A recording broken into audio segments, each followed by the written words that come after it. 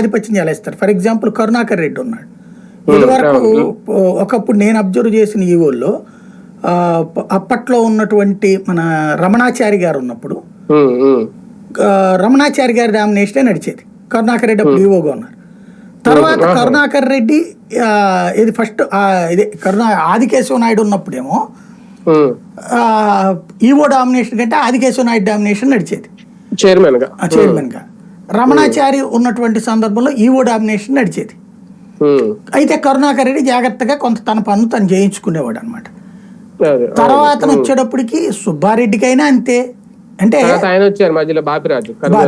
కనుమూరు బాపిరాజు ఒక్కటి ఎప్పుడైనా సరే రాజకీయ నాయకులు ఎవరైతే ఆ పదవుల్లోకి వస్తారో చైర్మన్లు వాళ్ళకి తెలుసండి, అధికారికే పూర్తి పెత్తనం ఇచ్చి వాళ్ళకి కావాల్సిన దర్శనాలు వాళ్ళకి కావాల్సిన వ్యవహారం చూసుకుంటారు.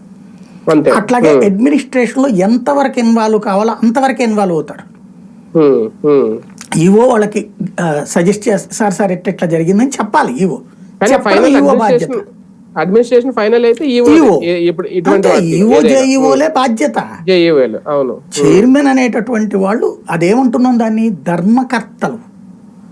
ధర్మకర్త ఎప్పుడు కూడా దాన్ని అధికారి కాలేడు కదా. ధర్మకర్త అనేటటువంటి వాళ్ళు ఎలా ఉండాలో డిసైడ్ చేయాల్సిన వాళ్ళు, అమల్లో పెట్టాల్సింది ఎవరు? అధికార యంత్రాలు. నిబంధనలకు అనుగుణంగా నడిపించాలి.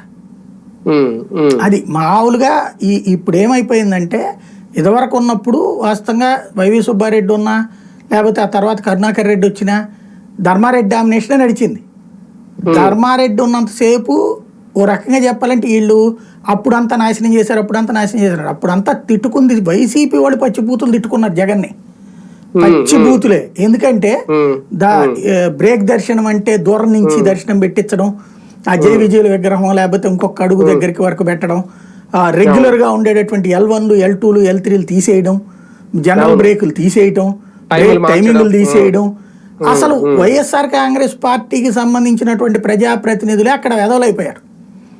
వాళ్ళు చేసే సిఫార్సు లేఖలకి ఎవడు పట్టించుకోవాలి. అక్కడ ఎవరో ఆ నాయకుడు వచ్చినటువంటి వాళ్ళు 4-5 10 మందో వాళ్ళు కొంత డామినేట్ చేయగలిగిన వాళ్ళు చేసుకున్నారు. అంతే తప్పించి మిగతా వాళ్ళు ఎవ్వరికి అక్కడ పెత్తనం సాధ్యం కాల.